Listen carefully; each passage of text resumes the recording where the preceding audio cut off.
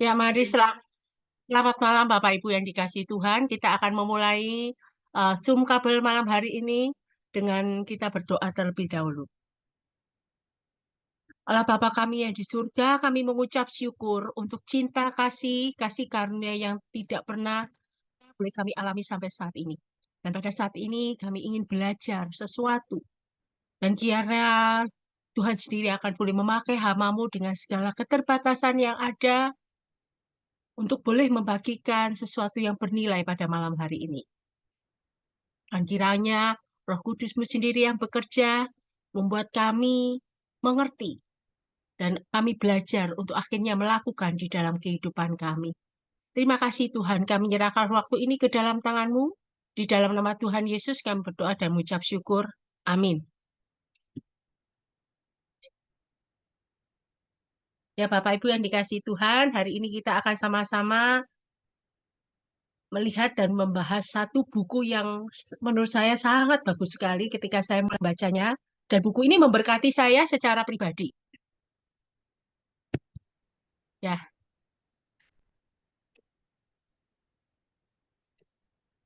ya buku ini judulnya ada 25 Ways to Win with People.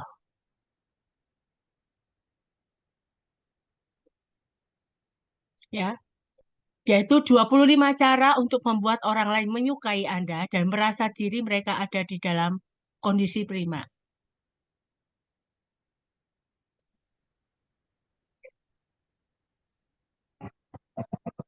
Ya, kita akan sama-sama melihat buku ini dari PowerPoint yang ada.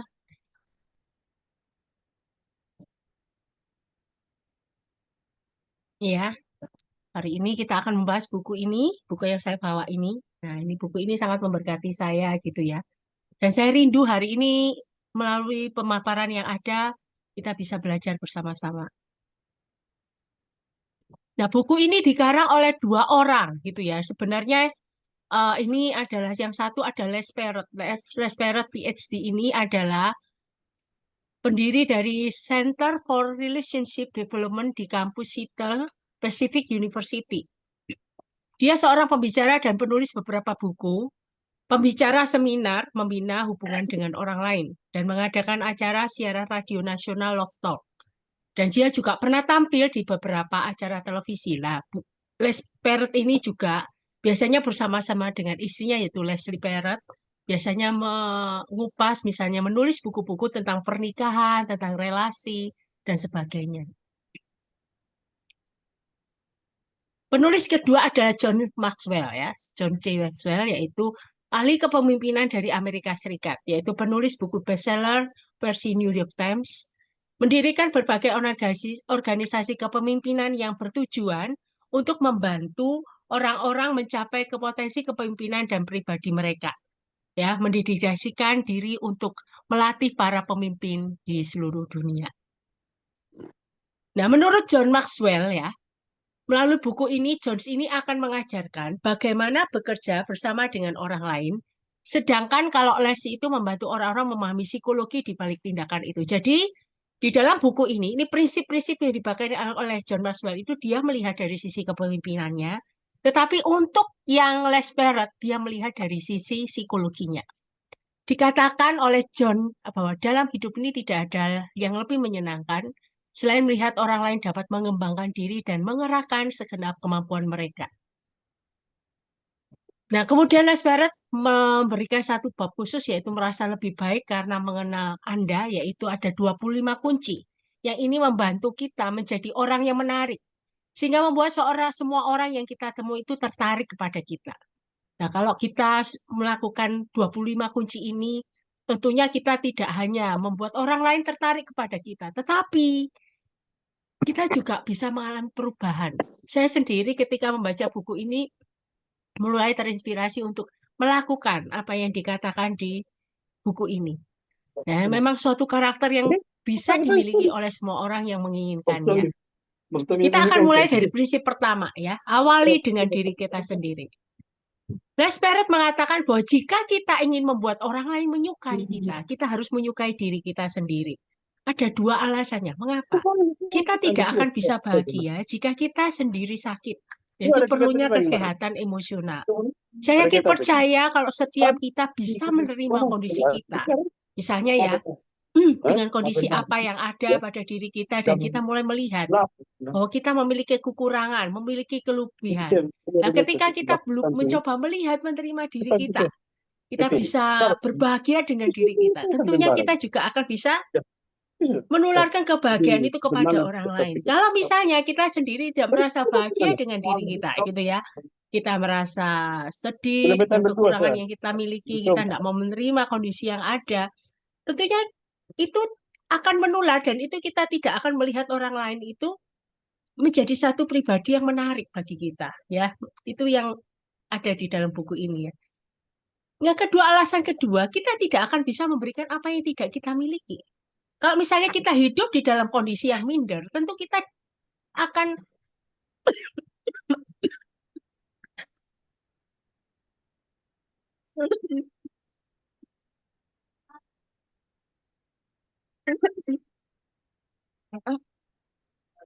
kalau kita minder, kalau kita minder, kita tidak akan membagi sesuatu yang kita bisa bagikan kepada orang lain. Dan menjadi orang yang disukai orang lain itu datang dari satu hal, yaitu nilai diri kita.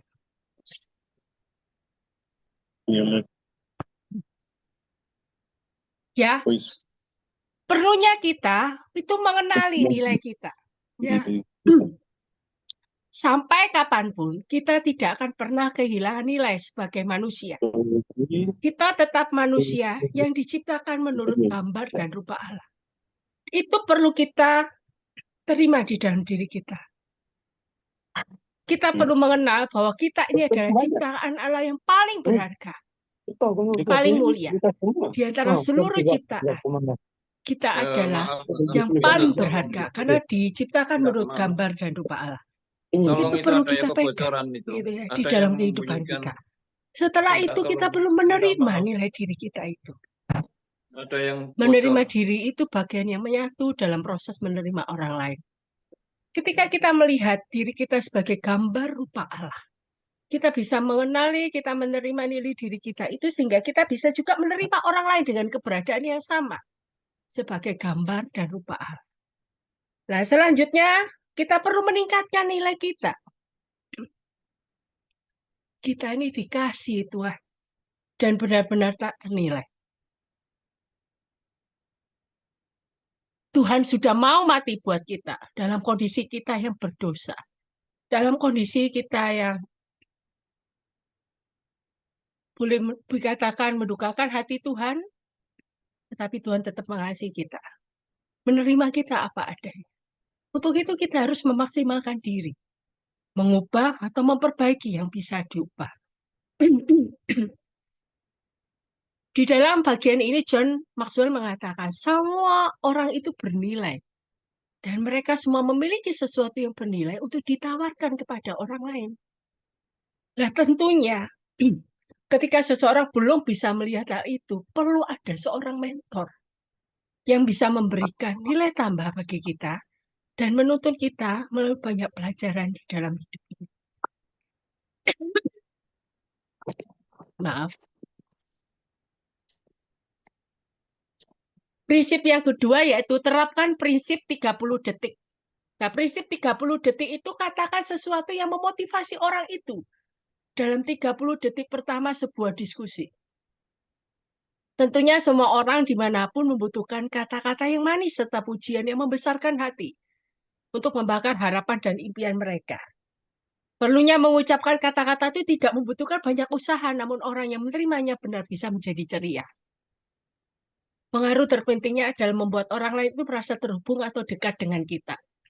Nah, prinsip 30 detik ini ketika bisa dilakukan seperti begini. Ketika kita bertemu dengan seseorang,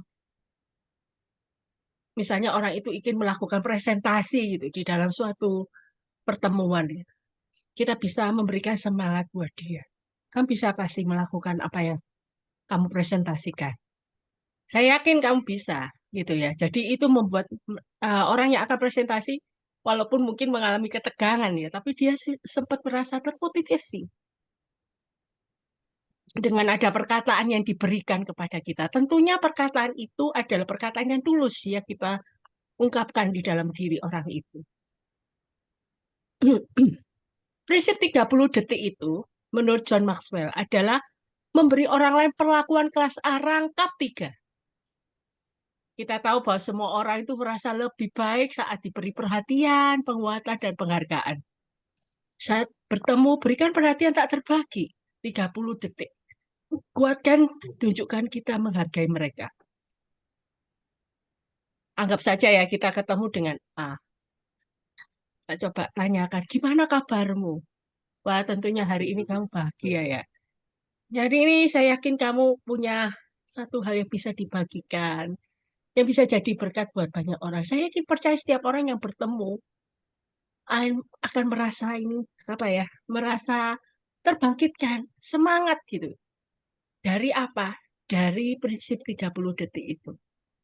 Selain itu prinsip 30 detik itu membuat orang lain berenergi karena kata-kata itu memiliki kekuatan yang sangat besar. Nah, dikatakan ada satu alat, boleh dikatakan namanya ergograf. Nah, ergograf ini menarik sekali. Jadi diberikan penelitian, jadi ergograf ini untuk mengukur tingkat energi seseorang. Nah, ketika seorang anak, dikatakan beberapa kumpulan anak, diberikan kata-kata yang positif, membangun, gitu ya. Anak-anak ini merasa dihargai, gitu, diberikan penghargaan, perhatian yang khusus. Ternyata menariknya ergografi itu menunjukkan tingkat energi yang tinggi sekali. Ya. Tetapi sebaliknya, ketika ada sekumpulan anak yang diberikan apa ya, hinaan gitu ya, ada perkataan-perkataan yang negatif di kelompok anak itu. Dan ketika dihitung di ergografi itu, ternyata langsung energinya itu turun. Gitu ya. Boleh dikatakan, perkataan yang membangun itu, perhatian, penguatan itu, prinsip 30 detik ini langsung seperti membuat orang itu langsung apa semangat. Karena apa? Karena dia itu kembali dibuat makin energinya makin tambah dan makin tambah gitu ya. Dan itu pastinya mempengaruhi hari itu. Selanjutnya prinsip 30 detik itu adalah memotivasi. Membantu orang lain, mendorong orang lain menjadi dan melakukan yang terbaik. Bagaimana kalau seseorang itu kemudian diberikan perkataan positif? Saya yakin percaya hari itu dia akan penuh energi dan memberikan apa yang bisa dia berikan yang terbaik. Dan memang salah satu nilai lebih yang sangat besar adalah prinsip ini membantu diri kita juga. Ketika kita memberikan perhatian, penguatan, penghargaan di dalam prinsip 30 detik ini melalui kata-kata kita kepada orang lain. Selain kita memberikan kepada orang, itu ternyata membantu diri kita juga. Kita juga ikut merasakan semangat ketika kita juga memberikan itu kepada orang lain. Yang ketiga, tunjukkan bahwa kita itu membutuhkan orang lain. Nah, John Maxwell mengatakan bahwa menyadari bahwa kita ini tidak bisa lagi melakukan segalanya itu sendirian. Memang untuk itu, karena kalau kita menyadari bahwa kita tidak bisa melakukan sendirian, yang meminta bantuan orang lain. Itu adalah cara yang sangat tepat agar mereka itu ada dalam kondisi prima. Karena ketika kita itu minta orang lain bantu kita, gitu ya, orang itu mau punya perasaan apa? Aku ini ternyata masih dibutuhkan, gitu ya. Nah, merasa dibutuhkan itu kebutuhan dasar semua orang, gitu ya. Dan itu akhirnya orang itu akan merasa hebat, berhasil, dan beragam. Mengapa? Aku ini masih dibutuhkan. Kalau kita melihat ya, orang-orang kadang itu perlu diberikan afirmasi. Oh, kamu ini perlu, saya ini masih butuh kamu. Sehingga akhirnya orang itu merasa, iya ya, saya ini ada nilainya, saya ini ada harganya. Dan dari sisi kita itu kita harus mengatakan itu kalau memang kita membutuhkan orang lain. Dan memang setiap orang itu harus menyadari bahwa mereka itu butuh orang lain. Bahayanya kalau kita tidak sadar kita tidak butuh orang lain, kita ada dalam masalah besar. Karena pada dasarnya kita memang butuh orang lain. Kita diciptakan sebagai makhluk sosial yang berhubungan dan berrelasi dengan orang lain Saya yakin percaya kita butuh orang lain. Tidak usah jauh-jauh. Coba ketika kita membangun pernikahan, kita membutuhkan pasangan, orang lain untuk bersama-sama membangun pernikahan. Tidak mungkin kita berdiri seorang diri. Ketika kita, misalnya, membangun suatu usaha, saya yakin percaya kita butuh rekan kerja, kita butuh staf, kita butuh karyawan yang sama-sama mendukung. Nah, ini yang perlu kita sadari. Kalau sampai kita tidak sadar, itu bahaya sekali. Dan Bapak Ibu yang dikasih Tuhan, John Maxwell juga mengatakan setiap orang harus tahu bahwa mereka itu dibutuhkan. Dan apa yang kita tawarkan pada orang lain itu bernilai. Selanjutnya, karena setiap orang tahu bahwa mereka membantu, perlunya seseorang dikatakan memiliki kontribusi. Ada kalanya ketika kita tahu kita butuh orang lain, ketika kita ungkapkan, orang itu akan merasa, iya, saya ini turut ambil bagian kontribusi di dalam kehidupan kita, gitu ya. Ada baiknya kita juga mengemukakannya itu di dalam diri orang tersebut. Nah, memang Les Perot mengatakan suatu penelitian membuktikan bahwa saat seorang merasa diri mereka dibutuhkan, kemungkinan besar untuk menjadi produktif dan kreatif menjadi jauh lebih besar. Coba nggak usah jauh-jauh. Ketika kita misalnya diminta bergabung di dalam satu kepanitiaan di gereja. Saya yakin percaya kalau kita memang merasa dibutuhkan dan itu memang sesuai dengan nilai kita, kemampuan kita. Saya yakin percaya kita akan punya banyak hal yang bisa kita berikan karena ada yang mendukung dari belakang. Maaf, karena memang kita dibutuhkan. Itu satu hal yang sangat penting sekali. Selanjutnya, ciptakan kenangan dan sering-seringlah mengingat. Nah, kenangan ini terkaya seringkali adalah kenangan yang kita rencanakan dan ciptakan dengan sengaja. Nah, cara menciptakan kenangan yang membuat orang lain menyukai kita itu misalnya inisiatif, wujudkan sesuatu. Coba kita harus usahakan menciptakan kenangan gitu ya. Misalnya,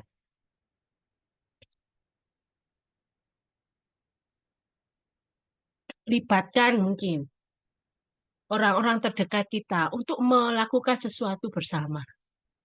Misalnya gini ya, eh, kita punya pemikiran untuk bikin membaca Alkitab setiap hari satu pasal gitu ya.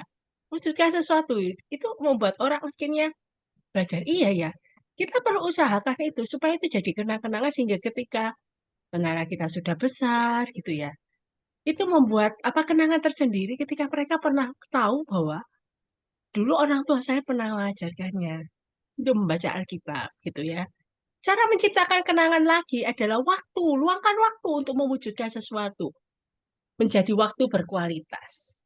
Misalnya gitu ya, bukan mengeluarkan berapa banyak uang, tetapi waktu berkualitas, singkat. Tapi misalnya pergi ke satu tempat gitu ya, misalnya ajaklah pergi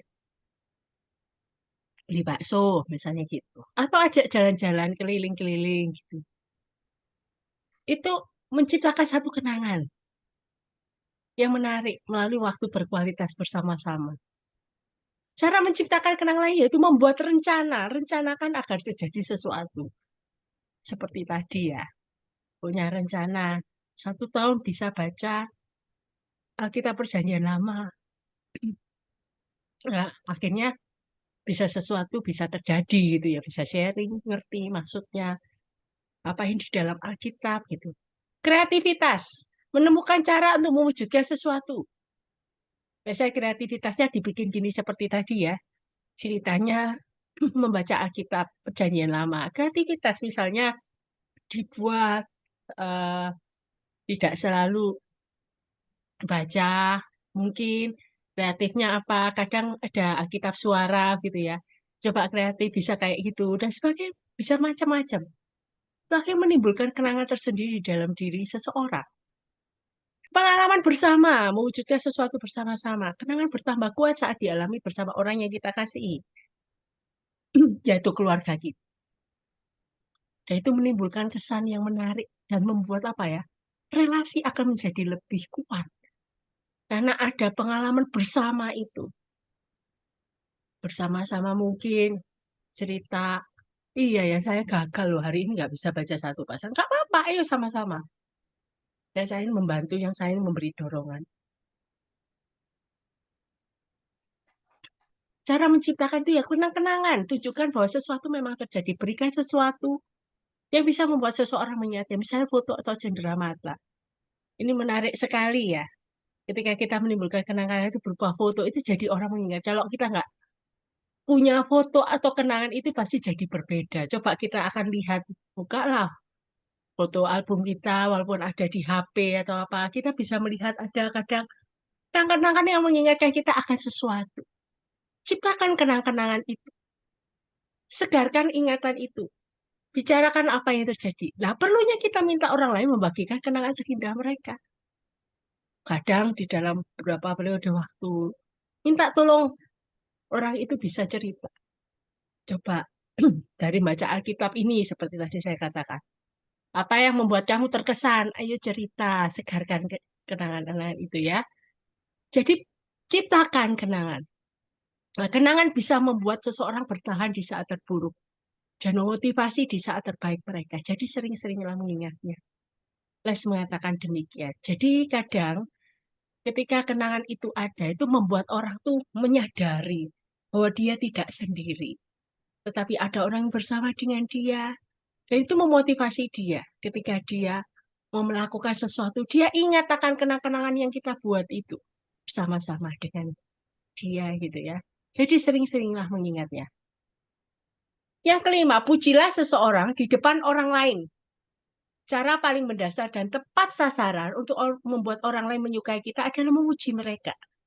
Kata-kata penguatan yang tulus dan penuh arti. Jadi bukan yang bohong, tetapi yang benar-benar tulus dan penuh arti. Nah, memang pujian pribadi ini bisa diberikan langsung di depan orang banyak. Itu pasti akan berlipat ganda nilainya. Adapun alasan mengapa ini penting, karena semua orang ingin dihargai dan perlu diingat sehingga kita terus-menerus memuji. Di dalam satu waktu kesempatan, John itu diundang di dalam satu pertemuan, di mana dia kemudian diberikan penghargaan ketika buku yang dia tulis itu mencapai bestseller gitu waktu itu ya. Jadi diceritakan di dalam buku ini. Dan menariknya John ini mengatakan dia justru memuji tim yang bersama-sama dengan dia dan menyebutkan nama satu mereka dan mereka John meminta mereka untuk maju. Nah, ini menarik sekali. Dan itu membuat apa ya? Rekan-rekannya ini tim yang bersama-sama dengan dia melayani itu menjadi termotivasi dan semangat. Kenapa? Karena John menghargai mereka. Sumbangsi mereka itu dihargai gitu ya dan menarik sekali. Dan memang pujian itu meningkat nilainya saat kita menghargai orang yang memberikan pujian itu. Orang yang memberikan pujian sangat menentukan seberapa besar kita menghargai pujian itu. Nah, pujian itu akan mendukung dan menguatkan orang lain. Pujian yang diberikan secara rutin membangun karakter seseorang dan memperkuat kepribadian. Pujian itu bisa disamakan oksigen. Tidak ada orang yang bisa hidup tanpa pujian. Dan pujian paling efektif bila kita berikan adalah pujian yang diberikan di hadapan orang lain. Dan jangan lewatkan setiap kali ada kesempatan itu. Jadi sepertinya istilahnya itu tidak hanya kita yang dipuji, tapi orang-orang yang bersama kita yang ikut ambil bagian di dalam kehidupan kita itu menjadi satu nilai tambah. Karena kalau saya bisa itu bukan karena saya, tapi ada orang-orang yang bersama dengan saya. Kalau kita lihat ya biasanya di dalam penghargaan-penghargaan yang diberikan gitu ya. Ada kalanya orang yang diberikan penghargaan itu mengatakan, saya berterima kasih kepada siapa, kepada siapa, kepada siapa. Dan itu penting sekali. Karena orang itu kembali disadarkan kalau dia bisa bukan karena dia, tetapi ada orang-orang yang bersama dengan dia. Ras mengatakan tidak ada hal yang lebih membuat seseorang bersemangat lebih daripada pujian yang tulus. Jadi sebenarnya ini juga berkaitan dengan sebelumnya bahwa seseorang itu tidak mungkin berjalan sendiri, melakukan sendiri. Untuk itu ada orang-orang yang bersama dengan dia pujilah orang itu dengan segala keberadaan mereka karena mereka memberikan sumbangsi kepada keberhasilan kita. Yang keenam, buatlah orang-orang mendukung dan melanjutkan pandangan positif mereka tentang seseorang. Apa maksudnya ini? Nah, salah satu cara untuk memotivasi orang lain dan membuat mereka bangga dengan diri mereka sendiri, jadi dan menunjukkan pada mereka apa saja hal yang bisa mereka raih. Kadang orang itu maju mundur untuk melakukan sesuatu. Tetapi ada orang yang mengatakan kepada mereka bahwa mereka bisa. Saya yakin percaya itu memberikan satu semangat tersendiri dalam diri orang tersebut. Nah, saran awal untuk membuat orang mendukung atau melanjutkan pandangan positif yaitu menghargai orang lain. Usahakan kita bisa menemukan nilai dan potensi dalam diri setiap orang. Coba kita lihat, kita hargai orang, karena setiap orang itu punya kemampuan dan nilai tersendiri, potensi tersendiri. Nah, coba kita melihat, mencari gitu. Nah, tentunya ketika kita tahu bahwa orang ini bidang ini, kita hargai mereka. Supaya mereka juga bisa melakukan sesuatu yang lebih dari apa yang mereka punyai. Dan kalau mereka punya masa lalu yang negatif, lupakan itu.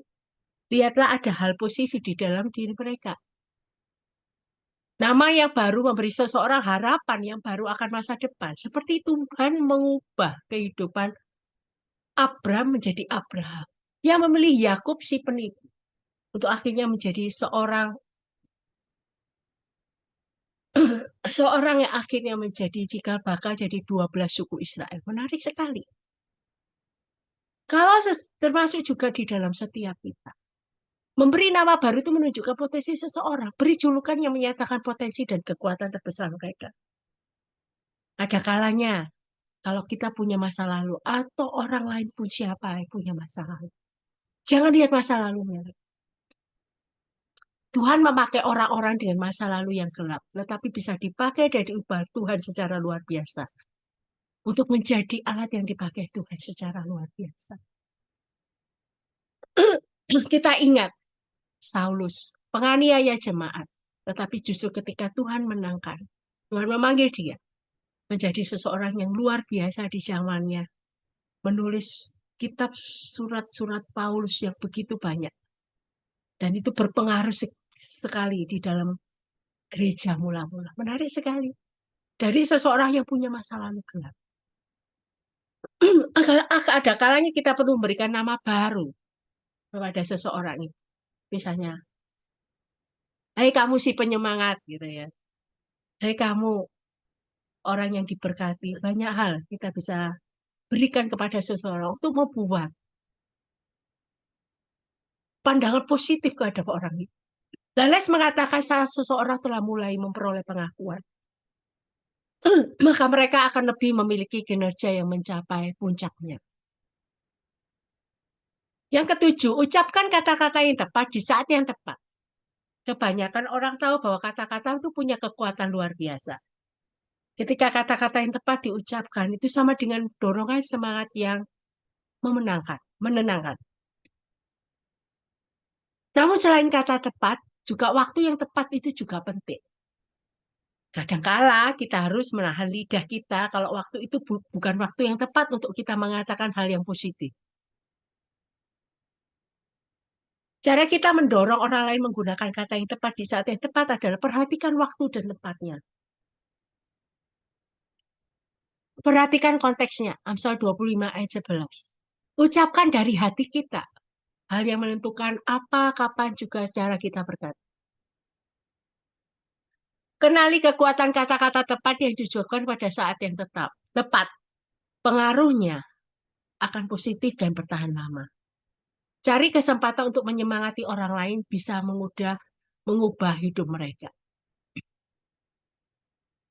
Kadang ya kita tuh mengatakan kepada seseorang bukan pada waktu yang tepat. Misalnya mungkin orangnya itu lagi tidak mau bisa diganggu. Dia pingin sendiri. Tetapi kita itu begitu terus mengejar dia dengan kata-kata. Memang betul, perlunya dia diberikan satu kata penguat. Namun ada kalanya kita harus butuh hikmat Tuhan untuk mengetahui kapan, di saat mana saya perlu mengatakannya. Bahkan kalau kita mengatakan sesuatu yang tepat, kalau waktunya tidak tepat, saya yakin percaya itu tidak akan membawakan efek yang positif di dalam kehidupan mereka. Nah, tentu perlu hikmat Tuhan sekalian. Kapan aku bisa ngomong ya Tuhan ya? Butuh kepekaan itu untuk bersama-sama melihat gitu ya dari kedalaman hati. Kapan Tuhan aku mau ngomongnya? Thales mengatakan ya penelitian ini mengucapkan kata yang tepat di saat yang tepat ini hasilnya positif. Hasil yang terpenting adalah rasa percaya. Mengapa demikian kok bisa rasa percaya? Karena ketika orang itu kita berikan kata yang tepat di saat yang tepat, orang itu merasa, oh, orang yang mengatakan ini benar-benar percaya sama saya dan saya bisa mempercayai. Yang selanjutnya, dukunglah impian orang lain. Kesempatan untuk mendengarkan impian yang dibagikan itu sangat istimewa. Butuh keberanian dan sangat besar dan kepercayaan yang sangat dalam. Jadi kalau ada seseorang yang cerita impiannya kepada kita, itu sebenarnya berarti orang itu kalau cerita impian itu butuh keberanian gitu ya. Karena belum tentu orang yang mau dengarkan itu mendengarkan impian mereka itu bisa terima. Maka dari itu dia butuh keberanian untuk ngomong. Jadi kalau dia ngomong itu impiannya kepada kita, berarti dia percaya sama kita. Dan itu butuh keberanian dalam diri kita, dalam dirinya untuk mengatakannya. Ingatlah hal berikut ini sakitnya berusaha menyemangati orang itu, yaitu pahami bahwa impian itu sangat rapuh. Bebaskan impian dan jangan jadi pembunuh impian. Kadang itu seseorang tuh perlu hidup dengan impian, karena dari situ dia akan punya satu target di mana dia akan melakukan sesuatu. Namun kadang kita perlu untuk tidak membenamkan impian itu. Jangan jadi pembunuh impian, ah, kamu tuh nggak bisa, nggak mungkin lah dengan kemampuan kamu, kamu bisa. Hati-hati dengan perkataan itu. Jadi yang penting pahami dulu impian itu. Bebaskan dia mau punya impian apa, silahkan gitu. Karena orang itu boleh bermimpi, tidak ada yang melarang. Sehingga ketika kehilangan impian itu adalah kerugian besar. Kadang impian itu membuat kita tetap hidup. Karena apa? Ada sesuatu yang ingin kita raih. Misalnya ada seseorang mimpi, punya impian. Suatu saat saya ingin kuliah, misalnya ada seorang anak gitu, ingin kuliah, mendapatkan gelar master di luar negeri. Silakan punya impian itu, terserah itu nantinya itu terwujud atau enggak. Tetapi ketika dia punya perkataan impian itu, setidak-tidaknya dia akan memacu dirinya sendiri sehingga dia mau belajar lebih sungguh. Itu yang dikatakan impian membuat kita tetap hidup. Karena dari impian itu, seseorang tuh ada sesuatu yang bisa diraih. Dan selanjutnya itu kita mendukung orang lain yang sedang mengejar impian. Ketika kita mendukung orang itu, kita itu artinya memberinya hadiah yang sangat berharga. Dan selanjutnya orang-orang akan berusaha keras mencapai dan mewujudkan impian mereka saat mereka memiliki kesempatan untuk mewujudkannya. Dukunglah orang itu. Semakin mereka akan membagikan impian mereka kepada kita, nah semakin besar pula kesempatan kita melihat impian itu akhirnya bersemi. Gitu ya. Plus mengatakan dukunglah impian orang lain, membuat seseorang mencari sesuatu yang positif di masa depan. Menjadi sesuatu yang berbeda ketika orang itu punya impian dan kita mendukungnya. Itu menjadi satu hal yang menarik. Gitu. Karena orang itu akan terpacu, orang itu akan menjadi lebih bersemangat ketika dia menjalani kehidupan itu lebih ada sesuatu yang bisa dia tuju ke depannya. Yang sembilan, berikan pujiannya pada orang lain. Perlunya memaksimalkan kesempatan mengucapkan terima kasih pada orang yang telah membantu kita. Seperti tadi ya, khususnya di depan umum, membuat kita puas dan memberi harapan dan kegembiraan pada orang lain. Nah, orang itu ada dalam kondisi prima. Nah, beberapa saran yang bisa membantu kita mengawalinya itu periksa ego kita. Kadang orang itu tidak mau puji orang lain karena tindakan ini akan menyakiti mereka atau membuat mereka menjadi kurang berarti. Jadi sisihkan ego kita, gitu ya. fokus pada mereka dan kontribusi yang mereka berikan. Jangan menunggu, langsung segera berikan pujian itu. Berikan pujian saat mereka berkeringat, istilahnya waktu mereka membutuhkannya. Semakin cepat, semakin besar keuntungannya. Ujukan pujian di depan orang lain, seperti tadi dikatakan, nilai pujian kita akan berlipat ganda. Tuliskan pujian kita. Ketika kita menuliskan pujian kita, itu memberi mereka harapan dan kegembiraan seumur hidup. Karena itu dipegang, gak akan hilang. Gitu. Nah, berikan pujian hanya jika kita memang bermaksud memuji. Maksudnya adalah kita perlu melakukan dari hati kita, benar-benar tulus. Kita memuji bukan karena kita supaya mungkin istilahnya orang itu tidak tulus gitu ya, ada sesuatu maksud tersembunyi. Jangan. Ya memang kalau kita punya maksud memuji, silakan memuji. Dan Les mengatakan, menurut penelitian, saat kita memuji orang lain, kita tuh mengubah biokimia mereka. Dan menciptakan penanda emosional yang membuat pikiran mereka selamanya mengasosiasikan kita dengan kesuksesan mereka. Selanjutnya, berikan yang terbaik. John Maxwell mengatakan, pemikiran yang membantu kita mengembangkan berikan yang terbaik adalah semua orang bisa menjadi orang yang penting bagi saya. Jika saya melihat semua orang, tidak hanya yang kita kasih saja sebagai orang penting, sehingga itu akan mengubah tindakan kita. Kalau kita melihat seseorang itu penting, siapapun orang itu, tidak hanya keluarga kita, anak kita, pasangan kita, cucu kita, dan sebagainya. Sebagai orang penting, itu akan menjadi berbeda. Kita akan bisa memberikan yang terbaik untuk dia, karena menganggap sesuatu itu penting. Yang kedua yaitu segala tindakan kita bisa dibuat menjadi penting. Berikan usaha yang terbaik dari diri kita. Maka hari itu akan menjadi istimewa. Dan kita pun bisa menjadi orang yang penting bagi semua orang. Perlakukan mereka semua sebagai orang penting. Satu cara paling efektif yaitu memang berikan yang terbaik bagi mereka. Saya yakin percaya ketika ada orang yang penting yang datang ke rumah kita, dengan orang yang menurut kita biasa-biasa saja yang datang ke rumah kita, bisa jadi perlakuan kita berbeda. Ketika orang penting itu datang ke rumah kita, kita akan memberikan satu pelayanan yang terbaik. Tapi kadang ada orang yang mungkin biasa-biasa saja, yang tidak penting mungkin dianggap kita. Kalau kita misalnya bisa memberikan berbeda, itu bahaya sekali karena dia sudah memberikan pembedaan. Ada baiknya kita melihat semua orang itu penting. Dengan demikian kita menjadi orang penting bagi mereka. Dengan memberikan yang terbaik dalam diri mereka di dalam diri kita untuk mereka. Yang keempat yaitu memaksimalkan bakat dan kesempatan kita. Saat kita memberikan yang terbaik, hidup kita menjadi sesuatu yang istimewa. Dan itu akan mengalir dalam kehidupan orang lain. Nah, segala hal bisa kita berikan, yaitu segala hal yang kita miliki. Itu saja sudah cukup. Les mengatakan para ahli menemukan bahwa saat seseorang berusaha menjadi baik hati, itu memberi keuntungan pada diri sendiri dan orang lain, yaitu memberikan yang terbaik. Kita pasti juga merasa puas. Selanjutnya yang ke-11, bagikan rahasia dengan seseorang.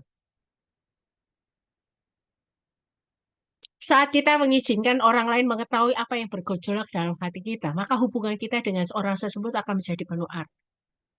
Mengapa? Karena kita merasa istimewa. Mengapa orang itu akan merasa istimewa? Karena apa? Aku diceritain lebih dulu, itu rahasianya gitu. Melibatkan seseorang, itu akan menimbulkan satu perubahan yang besar. Kesannya jadi mendalam. Coba kalau misalnya kita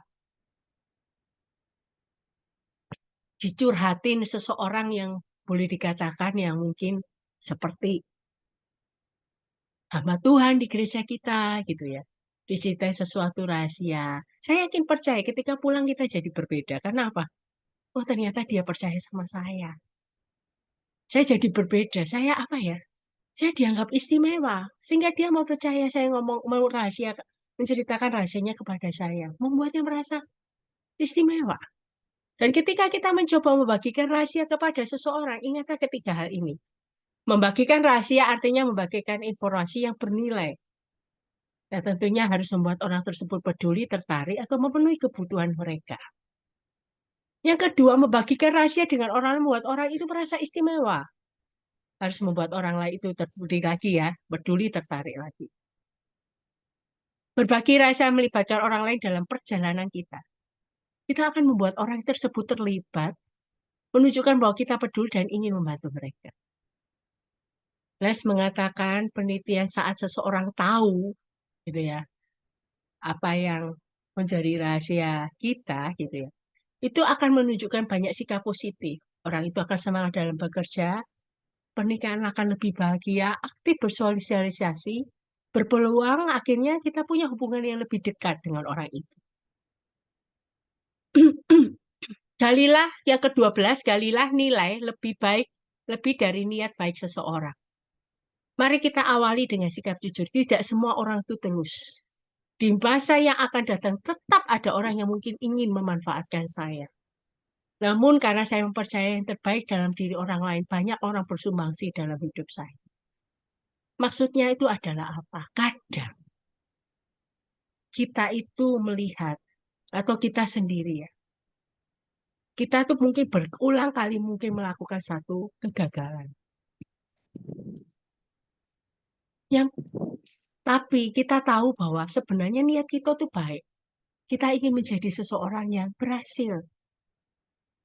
Kita ingin mengharapkan apa ya, istilahnya itu kalau misalnya seorang anak ya, dia itu punya kerinduan untuk menjadi punya nilai yang baik di dalam studinya. Walaupun bisa jadi dia berulang kali gagal. Tapi coba lihat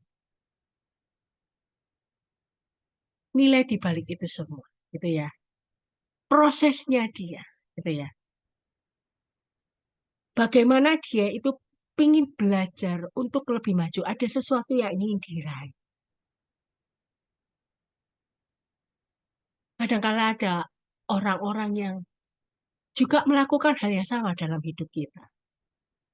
Orang-orang yang mungkin sudah memberikan kesempatan buat kita itu, mungkin kita berulang kali gagal. Tapi orang itu, orang-orang yang ada di sekitar kita, keluarga kita, orang tua kita, tetap memberikan kesempatan itu buat kita tuh untuk mengalami perubahan. Saya kan yang penting bukan tindakan yang kita lihat, tetapi nilai yang akan diraihnya ini. Itu yang menjadi satu hal yang penting. Yang penting ada nilai yang bisa diraih ketika seseorang melakukan sesuatu. Nah, saat kita memilih bertindak benar, berharap yang terbaik, yakinilah yang terbaik dalam diri orang lain. Kita akan percaya dengan niat mereka baik. Aku pingin maju. Iya, wis tidak apa-apa. Ayo pingin maju sama-sama. Lihatlah dari sudut pandang mereka. Sangat penting untuk menggali nilai dari niat baik seseorang. Ya, kalau kita hanya berdiri dari pikiran kita melihat orang itu akan gagal dan selalu gagal. Tapi cobalah lihat dari sudut pandang mereka. Aku sudah berusaha, aku mau berusaha, aku mau berusaha. Kalau kita tidak mau lihat dari sisi mereka, kita akan terjadi salah paham dan tidak adil. Kan merasa bahwa, mana kamu tidak maju kok.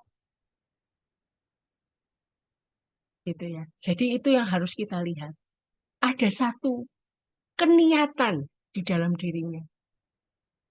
Ada satu istilahnya keinginan untuk menjadi lebih baik. Yaitu kita hargai itu semua. Galilah nilai lebih baik dari niat baik orang lain. Kalau kita coba melihat berdasarkan di niat mereka, kita nggak usah peduli. Mungkin tindakan mereka tidak seperti yang tapi kalau sudah ada niat untuk menjadi berhasil, kita bisa mengerti itu, walaupun prosesnya lama. Jangan lihat tindakannya, tetapi nilai di balik itu. Niat mereka ingin apa? Hubungan akan jadi mendalam. Cobalah ingat tindakan-tindakan baik. Di antara serangkaian mungkin proses untuk menjadi lebih baik. Kadang ada gagalnya, kadang ada berhasilnya. Lihatlah berhasilnya itu. Dan kalaupun ada yang buruk, ya nggak usah terlalu digubris karena nggak usah dipentingkan gitu. Dan kalaupun kadang ada tindakan buruk yang berulang, coba berikan kamu. Les mengatakan bahwa di dalam satu penelitian, orang dewasa yang mengagumkan seringkali tumbuh dari masa kanak-kanak yang sulit. Nah, namun kok bisa ya orangnya dari masa kanak-kanak yang sulit menjadi orang dewasa yang menarik, yang mengagumkan. Penyebabnya ada dua, ada mentor atau orang lain yang memberikan contoh. Mereka punya keinginan untuk bantu orang lain. Jadi akhirnya kita perlu berbesar hati. Jadi kita dari lingkungan yang buruk itu tidak dijadikan patokan pasti kamu nanti masa depannya suram. Tidak. Nah, sekali lagi itu ya, kita perlu menumbuhkan rasa positif di dalam diri orang lain. Kalau dia sudah punya niat untuk maju, kita beri kesempatan-kesempatan untuk dia bisa maju, dan kita membantu supaya dia bisa meraih apa yang dia inginkan. Selanjutnya, jangan memikirkan diri sendiri saja. Beberapa pemikiran untuk membantu mengingatkan kita agar tidak terfokus pada diri sendiri, yaitu berfokus pada orang lain. Itu bisa memberi kita tujuan. Danny Thomas, satu penulis, mengatakan kesuksesan adalah apa yang kita lakukan untuk orang lain. Berfokus pada orang lain memberi kita energi. Justru kalau kita fokusnya pada diri sendiri, itu kita akan kehabisan energi. Capek, lelah. Karena fokusnya pada diri sendiri. Berfokus pada orang lain bisa memberi kita rasa puas. Kenapa? Melayani orang lain. Itu akan menumbuhkan satu kesehatan dan menghadirkan kebahagiaan. Lales mengatakan jika kita fokusnya pada orang lain, maka teruslah berusaha memberikan apa yang mereka butuhkan.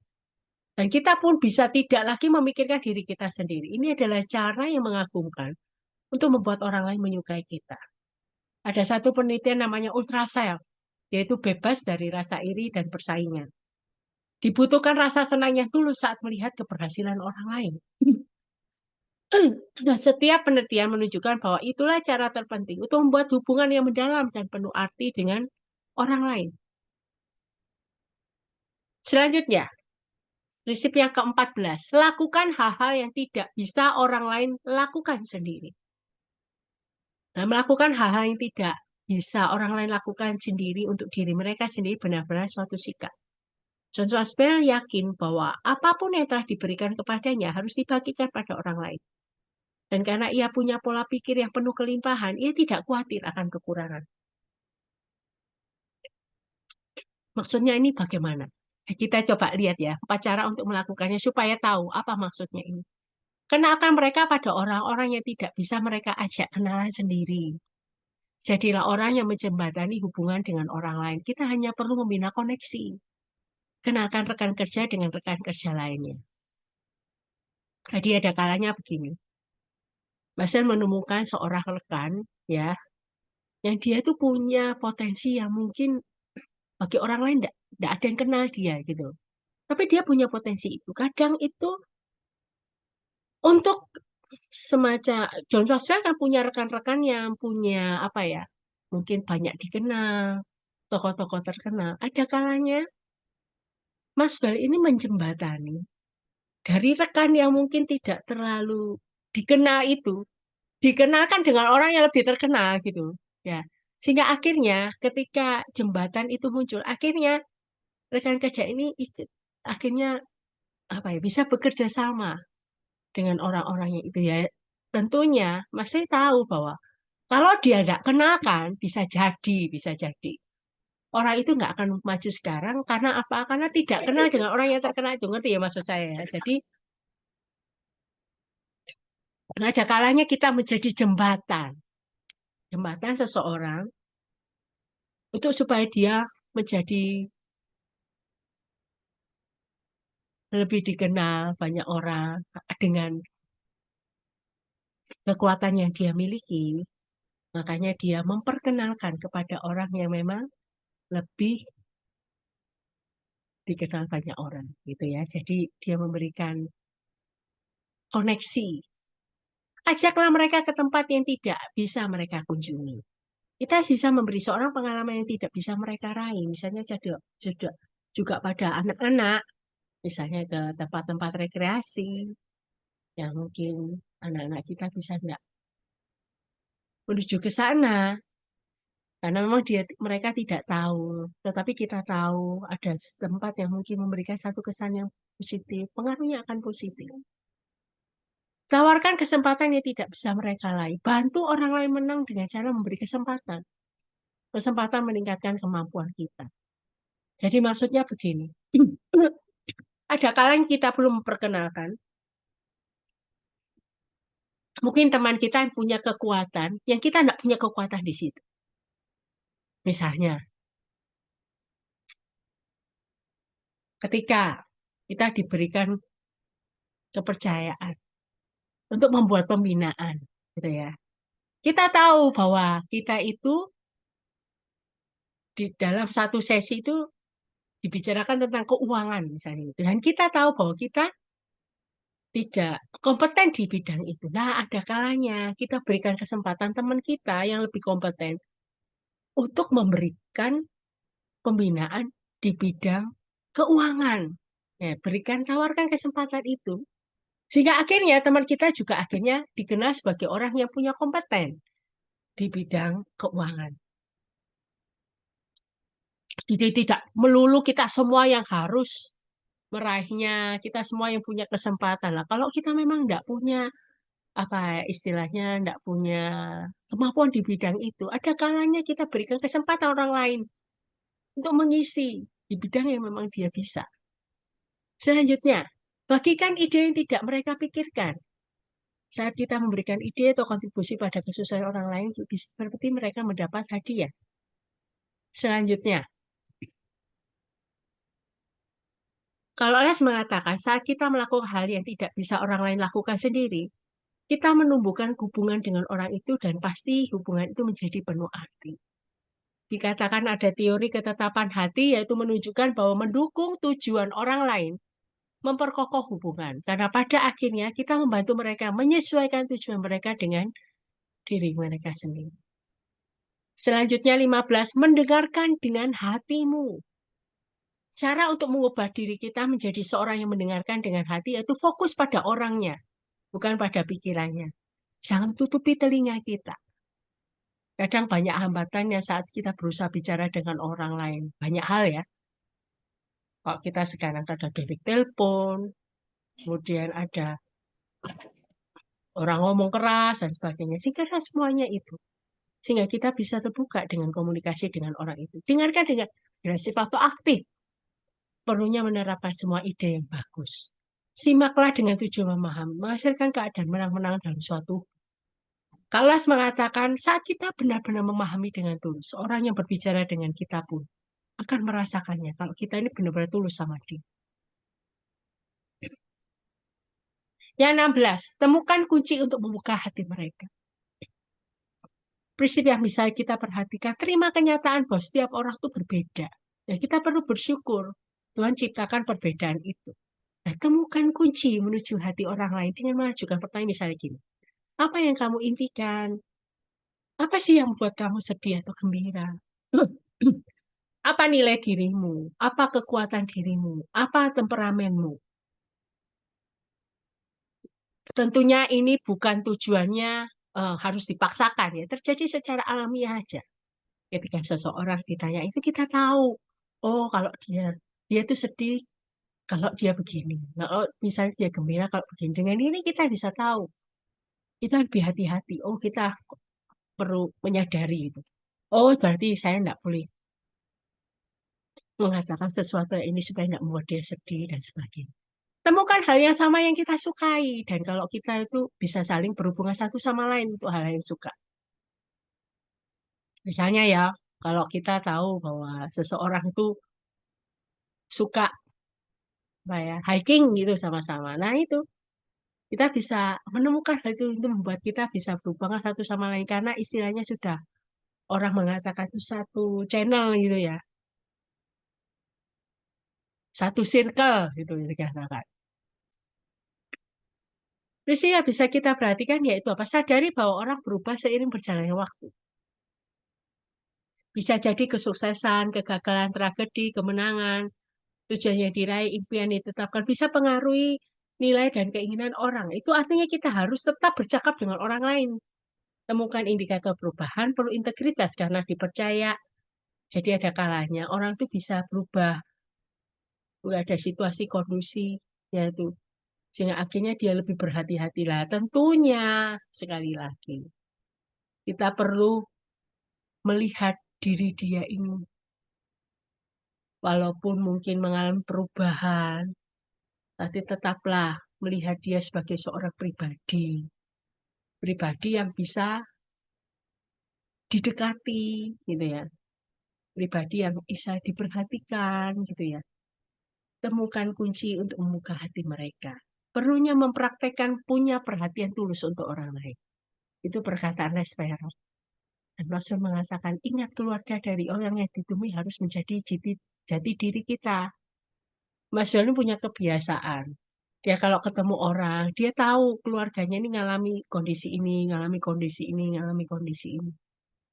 Sehingga ketika bertemu, gitu ya, orang itu biasanya kalau ditanya tentang keluarganya, itu biasanya sudah, iya ya orang ini perhatian ya sama aku ya. Nah, orang ini tahu ya keluargaku. Oh iya ya, dia tahu ya apa yang saya menjadi pergumulan keluarga saya.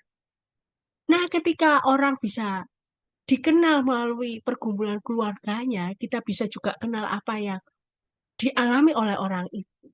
Itu akan membuka hati mereka untuk mereka mungkin terbuka dan cerita kepada kita. Selanjutnya 17, jadilah orang pertama yang membantu. John Maxwell mengatakan salah satu alasan Tuhan menempatkan kita di bumi adalah membantu orang lain. Tindakan ini menguntungkan orang lain dan membantu kita membuat mereka menyukai kita. Caranya kita bagaimana supaya jadi orang pertama yang membantu? Yang pertama prioritaskan untuk menolong orang lain sebagai bagian dari agenda kita. Kita bangun pagi, kita bisa berdoa sama Tuhan. Gitu. Apa ya Tuhan yang bisa Tuhan berikan aku hikmat supaya aku bisa jadi berkat bagi orang lain. Untuk bisa menolong orang lain. Coba juga pedulikan kebutuhan orang lain. Kita harus mulai perhatikan orang-orang dan cari kebutuhan mereka. Bersedia mengambil risiko, jangan menghalangi ketika kita membantu orang lain.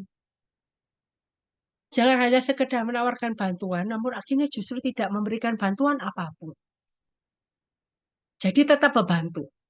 Kalau kita hanya ngomong menawarkan bantuan, tapi akhirnya tidak bantu, orang nggak akan suka sama kita. Psikolog profesional menurut Les tahu bahwa membantu orang lain itu adalah salah satu jarak terdekat antara dua orang. Khususnya saat kita adalah orang pertama menawarkan bantuan. Mengapa demikian? Ketika kita tahu kebutuhan orang lain dan kita mau membantu, berinisiatif membantu, orang yang kita bantu itu akan merasa kita ngerti pergumulan dia. Hubungan menjadi lebih dekat. Dan itu mendekatkan hubungan mungkin jaraknya yang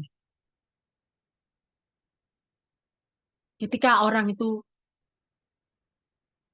perlu untuk didoakan dan orang itu akhirnya temannya itu mendoakan. Maka orang yang pertama kali menyediakan diri itu bantu dia merasakan, iya ya, saya punya rekan yang bersama-sama dengan saya.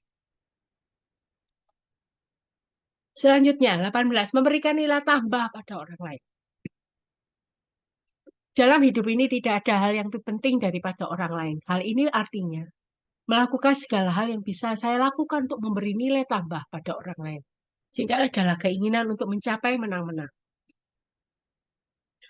Cara kita memberi nilai tambah pada orang lain. Hargai orang lain. Dimulai cara kita memandang atau melihat orang lain. Cara kita memandang melihatnya bagaimana? Sebagai orang yang dikasihi Tuhan, sebagai orang yang diciptakan menurut gambar rupa Tuhan atau sebaliknya. Selain itu, buatlah diri kita lebih bernilai. Jadi saat mengembangkan diri, saya lebih bisa bantu orang lain mengembangkan diri juga. Ayo sama-sama bareng. Bersama-sama kita berkembang gitu ya. Berubah menjadi lebih baik. Dan sebagai saya mengembangkan diri, sebagai saya bisa bantu orang. Selanjutnya, cara kita memberi nilai tambah pada orang lain. Ketahui apa yang bernilai bagi orang lain. Ketika kita sudah tahu apa yang orang lain hargai, dengan sejumlah usaha kita bisa memberi nilai tambah kepada orang lain. Perhatikan untuk orang-orang yang dalam hidup kita hargai. Untuk menurut Les mengatakan memberi nilai tambah pada orang lain adalah salah satu alasan mengapa Tuhan menempatkan kita di dunia ini. Berusaha membantu orang lain untuk memiliki kehidupan yang lebih baik atau untuk mengerahkan segenap kemampuan mereka. 19. Ingatlah kisah yang seseorang ceritakan. Mempelajari kisah seseorang, mengingat perjalanannya dan membangun di atas pengalaman itu cara terbaik untuk mengembangkan hubungan yang kuat. Kuncinya adalah menerapkan kebiasaan untuk menerapkan 3 langkah sederhana pada orang-orang yang ada di dalam hidup kita. Bertanyalah, cobalah bertanya sehingga orang tersebut menceritakan tentang dirinya. Kadang kalau orang itu cerita gitu ya, kalaupun tidak cerita, coba kita bisa tanya kepada dia. Mungkin itu membuat dia akhirnya cerita tentang diri. Nah, setelah dia cerita, dengarkan dia. Fokusnya tetap kepada orang itu. Nah, setelah mendengarkan, jangan lupa diingat gitu ya. Nah, tentu kita bisa memberikan pengaruh dalam hidup mereka. Itu dalam kondisi prima. Ada kalanya seseorang itu butuh untuk didengarkan. Kadang ada orang yang butuh untuk kita itu dia menjadi satu orang yang bisa diberikan cerita tentang kisah hidupnya. Untuk seseorang tuh sharing. Cobalah bertanya. Dengarkan dia. Dan juga mengingat. Les mengatakan jika selama ini kita tidak pernah peduli dan sekarang kita mulai mempedulikan orang lain saat kita meluangkan waktu untuk mengeksplorasinya dan mengingatnya. Kita akan punya hubungan atau koneksi yang sangat berharga. Ceritakan kisah yang menarik. Kalau kita tadi coba mendengarkan orang yang bercerita kepada kita. Nah sekarang kita yang ceritakan kisah yang menarik. Semua kisah dan pendongeng sama-sama punya kekuatan untuk memikat pendengar mereka. Biasanya tuh sekarang orang tuh paling seneng untuk cerita. Cerita sesuatu itu pasti orang tuh seneng dengar cerita. Yaitu mendongeng gitu ya. Adalah keahlian yang ditumbuhkan dengan cara berlatih dan semua orang bisa belajar mengembangkannya. Ada beberapa tips untuk bisa menceritakan kisah menarik. Kalau saya ini nggak bisa cerita yang bisa menarik, misalnya kita ngomong kayak gitu.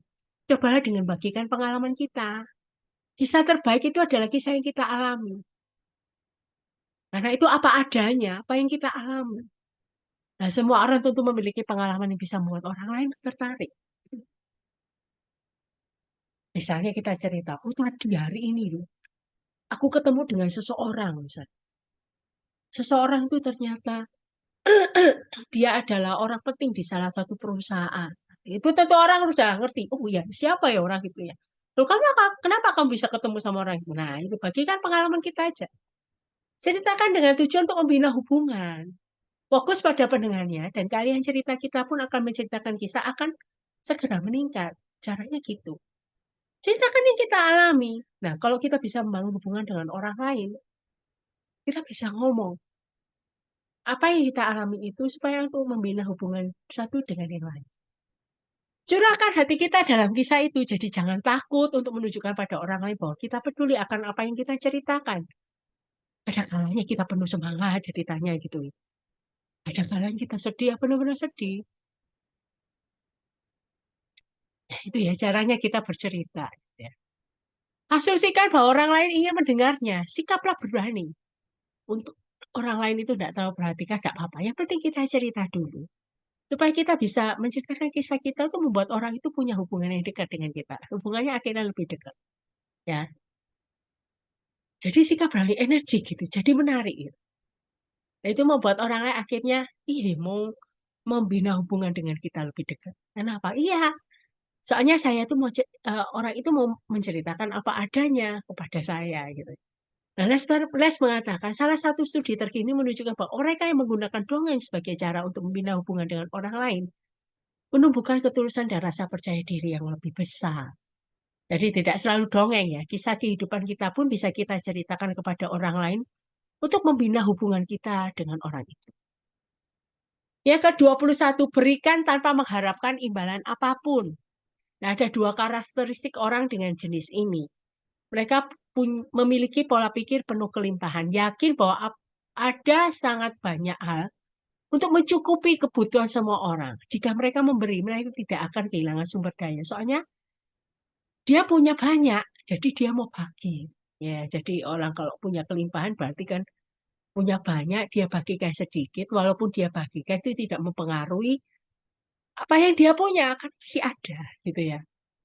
Nah, yang kedua yaitu karakteristiknya, yang kedua ya mereka melihat kondisinya secara keseluruhan. Biasanya menyadari bantuan yang telah mereka terima sepanjang perjalanan memperoleh keuntungan dari kebaikan hati orang kepadanya.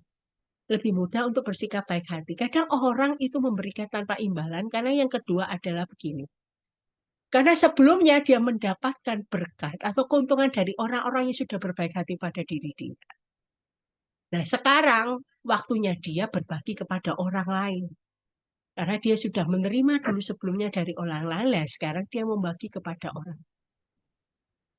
Jadi ingat ya, ada dua karakteristik. Yang pertama itu karena dia memang punya dalam kondisi kelimpahan. Yang kedua memang mengingat bahwa dia pernah mengalami hal yang sama yang membutuhkan, yang perlu dia bagi. Leles mengatakan bahwa kebaikan hati adalah kualitas yang sangat menarik. Saat seseorang memberi pada orang lain tanpa mengharap imbalan apapun, hal ini benar-benar membuat orang yang menerima pemberian itu merasa istimewa. Karena aku dibantu ya. Orang itu benar-benar tulus ya. Saya nggak perlu balas gitu. Walaupun dia memberikannya dengan cuma-cuma gitu. Dan penelitian telah menunjukkan bahwa semakin banyak orang membantu orang, semakin tinggi pula taraf hidup yang akan dialami orang itu, disebut generativity. Yaitu terus dihubungkan dengan pengembangan diri yang lebih tinggi dan bahkan kondisi fisik yang lebih sehat. Yang ke-22, cari tahu siapa nama tukang pos kita. Itu maksudnya apa? Mengingat nama bisa membantu memperkuat gambar diri kita, memperbaiki gaya kita, dan lebih penting lagi meningkatkan pengaruh kita pada orang lain. Nah, ada beberapa saran jika kita ingin mengembangkan keahlian mengingat nama. Ketahuilah nilai sebuah nama. Saat mengingat nama, seseorang itu merasa dihargai. Gunakan metode save. Save itu dari S-nya itu C. Sebutkan nama orang itu 3 kali. Ajukan pertanyaan tentang nama itu, misalnya di eja atau tentang orang itu sendiri. Visualize, yaitu visualisasikan ciri-ciri fisik atau kepribadian yang sudah diamati dari orang itu. Dan N, yaitu mengakhiri diskusi itu dengan nama. Ya, ini penting sekali kalau kita perlu tahu nama seseorang. Nah, ada beberapa saran jika kita ingin mengembangkan keahlian mengingat nama. Seandainya misalnya kita lupa, menariknya segini. Kita lupa kan kita sungkan untuk tanya lagi, siapa ya kamu namanya? Gitu ya. Misalnya sampai kita lupa. Kita coba ada orang lain yang bersama dengan kita. Teman kita ini kenalkan kepada dia. Tentunya ketika dikenalkan teman kita, dia akan sebutkan namanya, nama teman yang lupa itu. Sehingga akhirnya itu membantu kita ingat. Lalu gunakan metode save-nya, jangan lupa-lupa terus juga. Dan selanjutnya maafkan diri kita jika kita lupa. Perlu dilatih sehingga kita bisa mengingat nama orang lain dengan lebih baik. Jadi kadang itu orang kadang nggak perlu dipanggil, Pak, Bu, tapi kalau lengkap itu merasa iya ya orang itu ingat kita ya, namanya kita ini itu jadi beda gitu ya. Orang akan suka dengan kita gitu ya. Les mengatakan saat kita mengingat nama seseorang, tindakan ini membuatnya ada dalam kondisi prima. Nah, segudang penelitian menunjukkan dengan tepat bagaimana perasaan hati seseorang dan evaluasi pribadinya terus berkembang saat orang lain mengingatnya secara pribadi. Nilai dari mengingat nama orang lain itu sangat luar biasa.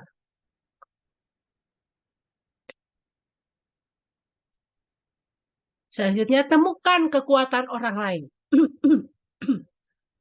Nah, faktanya orang tuh seringkali membuat kesalahan dalam pengembangan pribadi itu saat mereka fokusnya bahkan kepada kelemahan atau kesalahan mereka. Sebaliknya, kita harus fokusnya kepada apa? Menemukan kekuatan orang lain dan menunjukkannya sehingga orang juga memperhatikannya. Inilah alasannya. Menemukan kekuatan orang lain itu menggarisbawahi keunikan orang itu. Setiap orang itu unik, punya satu kekuatan yang hanya dia miliki. Nah, kebanyakan orang memiliki kekuatan yang jarang mereka pergunakan. Ada kalanya kita perlu membantu orang lain untuk menemukan hal yang Tuhan ciptakan untuk mereka. Kadang tuh orang nggak sadar gitu, kalau dia punya kekuatan di bidang tertentu. Ada kalanya kita perlu mengingatkan cara Tuhan untuk mengingatkan supaya orang itu ngerti bahwa dia punya kekuatan dalam bidang itu. Orang termotivasi di area kekuatan mereka. Jika tugas di area kelemahan mereka disingkirkan, orang itu diberi tugas untuk bekerja di area kekuatan mereka. Lihat motivasi, antusiasmenya. Pasti produktivitasnya akan melejit di dalam satu perusahaan. Nah, orang yang memberikan nilai tambah paling besar itu di area kekuatan mereka. Caranya cari yang terbaik dalam diri orang lain. Dan mengatakan supaya kalau misalnya kita ketemu orang yang begitu ramah kepada orang lain, setiap kali dia ketemu orang ramah, kita tahu bahwa kekuatannya di situ. Dan kita coba meletakkan orang itu di kekuatan di mana dia bisa lebih berkembang di tempat itu.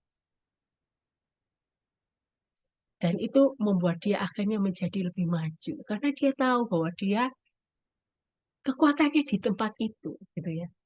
Lalu mengatakan saat kita menunjukkan kualitas positif pada orang lain, penelitian menunjukkan bahwa kemungkinan besar orang itu akan menggunakannya, memarkannya, dan menerimanya sebagai komponen utama dari identitasnya.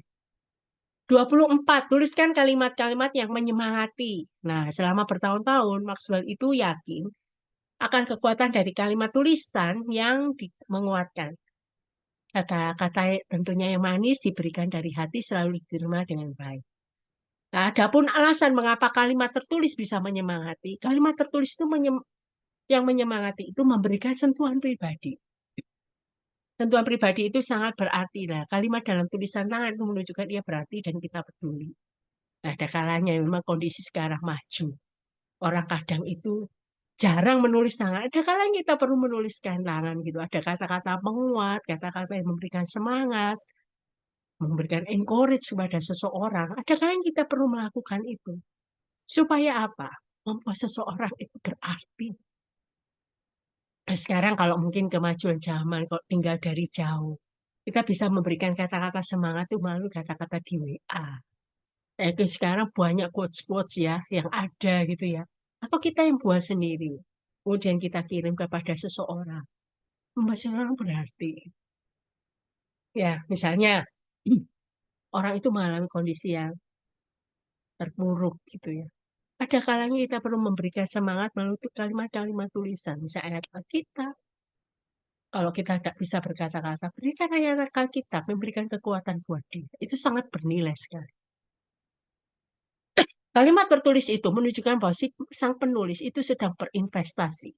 Ya, meluangkan waktu untuk menulis dan membuktikan kesediaan kita untuk investasi dalam diri orang itu. Maksudnya apa? Bukan investasi secara keuangan dan sebagainya, bukan. Tapi ketika kita memberikan semangat kepada orang itu melalui tulisan kita, maka orang itu ketika mulai semangat itu kita ambil bagian, turut andil di dalam itu ya, di dalam memberikan sumbangsi kepada diri orang itu. Kalimat tertulis akan terus diingat, sekalipun orang yang menulis telah lama melupakan. Terlihat beberapa kata-kata yang tertulis akan terus menguatkan orang yang menerimanya sampai kapanpun. Suatu ketika diceritakan, ini di luar buku ini, saya mengingat akan kisah seorang guru sekolah minggu yang akhirnya putus asa dan akan mengakhiri hidupnya. Tapi menariknya ketika dia punya niatan itu, tiba-tiba dia itu, mungkin cara Tuhan, dia kembali membuka buku-buku album yang dia simpan. Ternyata di situ dia temukan kata-kata yang menguatkan dia. Dari anak-anak sekolah minggu yang dulu pernah dia ajar, dia pernah kumpulin gitu ya. Ketika dia tidak lagi mengajar seperti waktu itu kayak perpustakaan gitu ya. Dan dia diberikan kata-kata penguat itu. Nah, ketika dia kembali membaca perkataan-perkataan tulisan dari murid-muridnya, dia kemudian terbangun kembali semangatnya. Dan menariknya, akhirnya dia bisa mengambil keputusan tidak mau melakukan yang namanya bunuh diri. Ada kalimat tertulis ya, sepertinya simpel, sederhana, tapi itu memberikan satu makna khusus, memberikan semangat tersendiri. Jika orang kembali mulai membacanya. Les mengatakan hasil penelitian yang baru saja dilakukan mengenai ketulusan menemukan bahwa sepatah kata penguatan yang dituliskan untuk orang lain seringkali dilihat lebih tulus daripada waktu kata-kata itu diucapkan. Mengapa demikian? Karena ketika kata-kata diucapkan sekali sudah selesai. Tetapi kadang ketika kata penguatan itu berupa tulisan, itu saling kali dilihat. Ini kok seperti bisa diulang kembali, untuk kembali diingat gitu. Bantulah orang lain untuk menang. John Maxwell mengatakan kita tidak perlu jadi kaya, terkenal, atau berbakat untuk bisa membantu orang lain menang. Kita hanya perlu bersikap dan melakukan yang terbaik untuk membantu mereka. Nah, membantu orang lain itu menang adalah salah satu perasaan yang paling memuaskan di dunia ini. Adapun langkahnya adalah apa? Percayai kemampuan orang lain. Kalau kita tidak percaya pada kemampuan orang lain, kemungkinan besar kita tidak akan bisa melakukan segala hal untuk membawa seseorang itu memenang. Yang kedua, berikan harapan pada orang lain. Harapan adalah sesuatu yang memberi kita kekuatan untuk terus bertahan di saat-saat yang sulit. Berfokuslah pada prosesnya, bukan hanya sekedar kemenangan saja. Bantu seseorang untuk berproses. Ini memberinya cara untuk menang lagi di masa yang akan datang. Kadang kalau kita tahu bahwa orang itu sudah berusaha keras, terus kita bantu, kita semangati. Nah, ketika kita bantu dia berproses, itu membuat dia menang. Dan suatu kali lagi bisa menang lagi. Karena dia sudah tahu caranya. Sudah tahu prosesnya untuk menjadi menang. Selanjutnya pahami bahwa saat kita membantu orang lain menang, kita juga menang.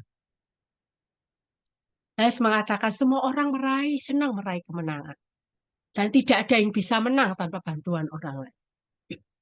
Dalam satu hasil penelitian, mereka secara emosional paling sehat tahu bahwa kehidupan yang baik bukanlah mengenai tidak adanya masalah, tapi mengenai bagaimana orang memilih untuk menghadapi masalah itu. Dengan kata lain, orang ini melihat diri mereka sebagai pemenang dan membantu orang lain meraih kemenangan seperti apapun keadaan mereka. Akhirnya, mereka memiliki hubungan yang lebih mendalam dengan orang lain. Dan akhirnya kata-kata penutup dari George Maxwell mengatakan, seumur hidup ini, ia yakin bahwa semua orang bisa belajar untuk membuat orang lain menyukainya. Kita hanya perlu mempercayai orang lain dan memiliki keinginan yang tulus untuk membantu mereka. John Maxwell memberikan usulan tentang program pribadi 12 minggu. Menarik sekali ya. Jadi itu refleksi dulu pada diri kita. Kemudian pilih 2 hal untuk dipraktikkan setiap hari dalam 1 minggu. Itu kan ada 25 ya. Kurang lebih 12-13 minggu. 2 hal yang bisa dipraktikkan setiap hari dalam 1 minggu. Terus direfleksikan, apakah bisa gitu terus ya. Misalnya seperti tadi ya, kita coba memberikan pujian kepada orang lain. Bisa tidak kita praktekkan tuh di dalam 1 minggu ke depan gitu. Ini hanya memberikan usulan, ada 2 yang bisa dipraktekkan. Kemudian melihat kekuatan orang lain seperti itu. Nah, itu bisa dilakukan. Dan teruslah belajar dari orang lain. Nah, ada cara-cara untuk membuat orang lain menyukai kita itu tidak pernah ada habisnya. Untuk itu, sekali lagi, tetaplah berproses bersama-sama Tuhan. Nah, biarlah buku ini boleh menjadi berkat ya buat kita ya. Nah, ini Tuhan memberkati setiap kita. Minta maaf kalau saya berkali-kali harus minum karena memang lagi kondisinya kurang fit. Saya persilahkan kalau mungkin dari Bapak Ibu yang ingin bertanya, menambahkan sesuatu, saya yakin melalui buku yang saya sampaikan banyak kita boleh mendapat berkat gitu ya dari apa yang sudah diturunkan. Silakan, mungkin ada yang memberikan tambahan karena kita sama-sama belajar. Saya rindu kita bisa saling berbagi, saling melengkapi satu dengan yang lain. Ya, terima kasih untuk sharingnya. Dari saya sendiri itu saya berpikir materi ini kalau bisa kita, saya yakin Bapak Ibu sudah menerapkannya dan materi ini bisa menjadi pengingat untuk yang kita sudah lakukan, lalu yang bisa kita terapkan di depan. Seingat saya ketika saya coba menerapkan materi ini ya yang masih bersifat satu-satu yang saya bisa ngerti, saya terapkan. Ketika saya mengabarkan Injil ya, saya bisa mendengarkan orang, lalu memperhatikan orang itu, cerita dia misalnya bergumul dengan masalah kegemukan, lalu dia merasa minder dan karena masalah gemuk itu, ini adalah seorang satpam yang ada di perumahan kami ya. Eh, Satpam ini berapa kali di PHK atau tidak bisa masuk dalam pekerjaan karena kegemukan. Nah, saya memperhatikan itu dan di satu momen ngomong-ngomong itu saya selesai, di momen lain saya datang lagi untuk kabarkan Injil itu mudah sekali dia dengarkan dan masuk. Nah, saya pikir kalau saya tidak buat pendekatan yang baik, tentu Injil tidak mudah bisa dia mau dengarkan. Ya, jadi maksud saya adalah prinsip-prinsip ini kalau kita ngerti dan kita terapkan akan memberikan banyak manfaat buat kita dan orang lain. Ya, kalau buat guru misalnya, tentu dia bisa mudah diterima murid-muridnya. Ya, materi-materinya bisa dibagikan dengan muridnya mau mendengarkan. Kalau seorang hamba Tuhan menerapkan ini, tentu kerjasama dengan majelis, dengan jemaat jauh lebih baik karena hamba Tuhan menerapkan hal-hal seperti ini ya. Kalau ada ketulusan, mau mendukung orang lain, jemaat pun akan mau mendukung ya hamba Tuhannya. Ya, kalau hamba Tuhannya sendiri tidak peduli dengan jemaatnya, hanya mau ingin dia didukung, ya saya yakin jemaat juga tidak mau mendukung, iya kan? Karena hamba Tuhan ini fokusnya kepada dirinya sendiri, tidak mau peduli dengan dream, mimpi daripada jemaat-jemaatnya. Nah, oke, saya stop sini, ini tambahan dari saya, kita saling belajar. Silakan, Pak Gibson tadi udah ini ya, silakan. Oke, silakan Pak Gibson. Iya, terima Oke, kasih Pak saya ini Nadim, pakai. khusus untuk Ibu juga yang sudah membuatkan materi. Silakan Pak Dengar suara Gibson. siapa ya? Dengar suara siapa ya? Suara saya cukup jelas Pak. Ya, silakan Pak Gibson. Iya, jadi maaf tadi saya agak terlambat, jadi nggak begitu total saya ikuti tadi pelajarannya tadi, tapi sangat bagus sekali Bu tadi pelajarannya itu ya, dan itu juga saya pikir juga itu realita di kehidupan kita. Satu hal yang mungkin yang karena saya pernah juga mengikuti atau belajar tentang namanya inner healing, luka-luka batin. Nah, ini kan sangat berperan sekali di dalam kehidupan kita, baik juga kita menjalin hubungan, tadi. Nah, terkadang kan kita, ini khususnya nih kan sebagai atau di dalam diri kita kan terkadang kita, biasanya kita naluri kita itu paling susah untuk namanya kita bisa ini. Padahal kan tadi kan kalau Ibu materi tadi bilang kan bagaimana kita memberikan pujian kepada orang, memberikan semangat kepada orang, baik ketika dia mungkin dalam hasil dan lain sebagainya. Nah, terkadang kan ini khususnya di dalam pelayanan. Terkadang kalau orang kita lihat lebih hebat daripada kita, padahal kita adalah seorang pimpinan jadi lebih hebat daripada kita. Terkadang itu kan sangat sulit untuk memberikan pujian kepada orang itu. Padahal sebenarnya apa yang Ibu bilang sampaikan tadi, ketika kita memberikan dengan pujian yang sungguh, itu kan akan bisa juga menyemangati dan juga memberikan lebih nilai tambah lagi kepada orang itu. Gitu. Tapi ini kan terkadang sangat sulit sekali. Nah, ini yang menjadi terkadang problem masalahnya di situ. Jadi terkadang kan kita harus butuh memang kerendahan hati kita untuk melakukan itu. Jadi ya Jadi itu terkadang sebagai hamba Tuhan yang memang harus belajar seperti apa yang disampaikan itu mungkin dari saya, Bu. Ya, Ya, terima kasih Pak Gibson. makasih Pak Gibson. Memang kita perlu belajar semuanya, Pak. Ya, terima kasih banyak Pak Gibson. Jadi kalau seandainya materi ini kita pelajari jauh-jauh lebih mudah daripada sekarang ini ya, tentu banyak manfaat ya, termasuk orang dalam dunia bisnis. Kalau berelasi dengan orang lain, tentu jauh bisnis kerjasama jauh lebih bisa dicapai daripada kita tidak menerapkan hal-hal seperti ini ya. Jadi kalau bisnis dengan tulus tentunya kita ingin memberikan nilai tambah buat orang lain melalui bisnis kita, saya kok yakin orang akan suka berbisnis dengan kita dan itu artinya memberikan manfaat yang mutualisme ya diri dan orang lain. Silakan kalau ada yang ingin ingin Halo, ya halo ya siapa? Shalom, saya Abraham. Oh iya Pak Abraham, mari Pak Abraham. Ya, Ya. silakan Pak Abraham. Ya, terima kasih Pak Daniel ya.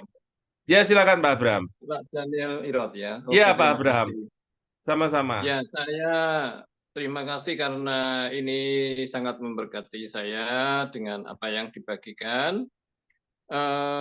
Pertama-tama saya ingin menanyakan tentang materi yang tadi diberikan itu, apakah boleh diterima dalam bentuk email atau tertulis karena saya belum punya gitu.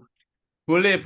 Nanti bisa ditulis ya. di chat. PowerPoint-nya boleh nanti Boleh kami saya bagikan. berikan. Jadi Tolong chat ininya, di chat Bapak tuliskan nomor WA-nya. nomor Ya. WA-nya, nanti Oke. kami kirimkan PowerPoint-nya gitu ya. Ya, nanti Ya. kami juga akan masukkan di dalam YouTube. Jadi Bapak Ibu boleh mengulanginya kembali. Bahkan Ya. boleh kalau Bapak Ibu sebagai hamba Tuhan boleh Silakan dibagikan, kalau mau di-share dibagikan. ke jemaat. Nah, Di ya, terima kasih. materi ini dibagikan ulang ya. Jadi Ya, kalau hal yang Ya. baik kita ingin sebarkan sebanyak-banyaknya. Dan kami Ya, punya betul. channel YouTube.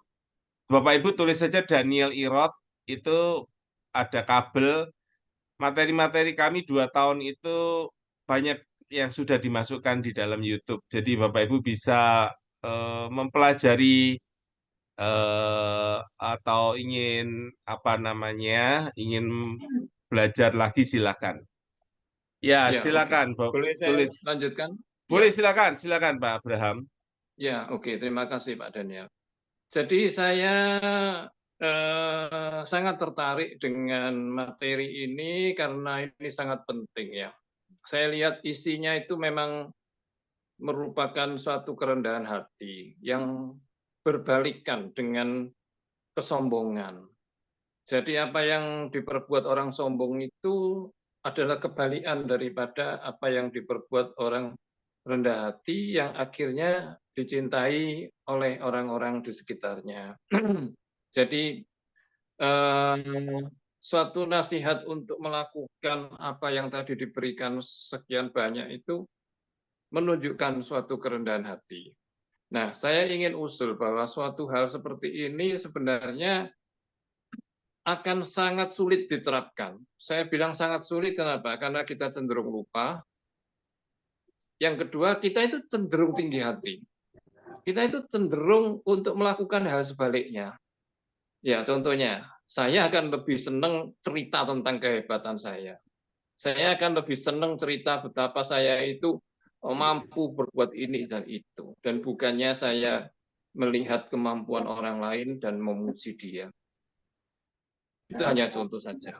Nah, saya sendiri mengusulkan kalau boleh lebih diberikan kesempatan itu ya dalam setiap poin itu ada cukup banyak contoh. Dan contoh-contoh itu tidak bisa diberikan begitu saja. Karena kalau bukan pengalaman pribadi itu contohnya kurang berkesan. Jadi kalau saya boleh usul, apabila ini dibawakan dalam bentuk diskusi, sehingga banyak orang yang ikut mau memberikan contoh begitu, sehingga ini akan sangat berguna. Saya sendiri maaf ini bukan ingin menonjolkan diri, saya juga seorang trainer, saya memberikan misalnya topik tentang The 7 Habits of Highly Effective People ya, itu eh, yang menjadi masalah itu sekian kali saya memberikan training itu orang-orang nangkep teorinya, ada bukunya, tapi contoh-contohnya itu yang seringkali kurang mengena gitu ya. Jadi yang paling memperkaya itu adalah contoh-contoh yang bisa kita saling sharing. Para peserta ini bisa memberikan contoh untuk setiap poin yang diberikan gitu. Nah itu yang didiskusikan. Apakah Ya, contoh-contoh ini cocok enggak untuk ini cocok enggak ya, ya. begitu ya. Ini usul saja. Terima Ya, kasih, puji Tuhan. ya. Terima kasih Terima Pak kasih Abraham. usulannya Pak Abraham. Memang kan memang dalam kondisi saat ini kan memang ini kan saya sharing buku ini ya. Ketika nanti PowerPoint itu nanti dibagikan, itu bisa dikembangkan sendiri, Pak. Maksudnya nanti kan lingkupnya kan Ya, ya, sendiri-sendiri, betul. mungkin di dalam keluarga, mungkin di dalam pelayanan. Jadi mungkin bisa mungkin diskusinya mungkin lebih melebar itu, lebih menarik sekali itu. Iya, betul, Iya, betul. Masukan Pak Abraham sangat bagus sekali, berharga Pak. dan Bagus bagus sekali. sekali, Pak. Jadi saya sangat setuju untuk ini. Nanti ini jadi masukan buat kami. Memang kerinduannya adalah kami juga rindu kayak membuat pembinaan ini offline. Jadi kalau Bisa di ada dalam kelas-kelas gitu. pembinaan di dalam kelas-kelas, langsung pertemuan dengan orang, tentu usulan ini kami akan pakai begitu. Jadi artinya kalau ketemu langsung ya, ini Kita bisa lebih lalu diskusi kemudian mereka apa ya. namanya bisa beberapa sesi tentunya. Ini materi ini kalau diberikan secara, jadi memang kami apa namanya yang hari Sabtu ini memang kami berikan sebagai apa ya materi singkat ya yang maksudnya to the point, contoh-contohnya terbatas. Tapi ini masukan yang kami akan eh, pikirkan jadi masukan. Terima kasih. Terima Ini kasih memang Pak Abraham. keterbatasan kami juga, Pak. Ya, ya terima kasih Pak Abraham Ya, untuk ini. sama-sama. Tuhan Nanti berkati. silakan kasih nomor kami, siapa tahu kita bisa berkolaborasi, Pak, nanti sama-sama Ya, melayani. puji Terima Tuhan. kasih. Terima kasih Amin. Pak. Apakah ada Amin. rekan-rekan yang ingin menambahkan? Apakah ada lagi rekan-rekan yang ingin bertanya, sharing, menambahkan? Oke. Kalau memang tidak ada, tidak apa-apa. Terima kasih Bapak Ibu yang dikasihi Tuhan. Saya sangat menghargai kehadiran Bapak Ibu, sangat memberkati. Pelayanan kami ini sudah 2 tahun ya, kabel ini kami rindu membagikan banyak buku yang baik. Fokus kami memang di marriage, parenting, dan kesehatan mental ya, personality development atau hal yang bisa memberi nilai tambah ya dalam kehidupan orang lain. Jadi kami mengundang Bapak Ibu untuk boleh rutin datang Zoom setiap Sabtu begitu jam 6.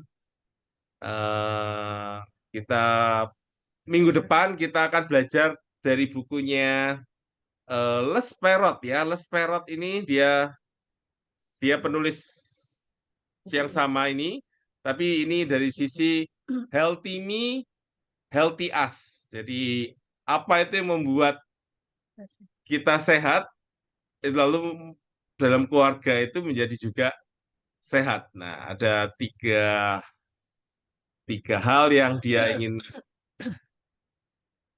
ingin apa itu fokuskan ya. Nanti kita akan bersama-sama belajar.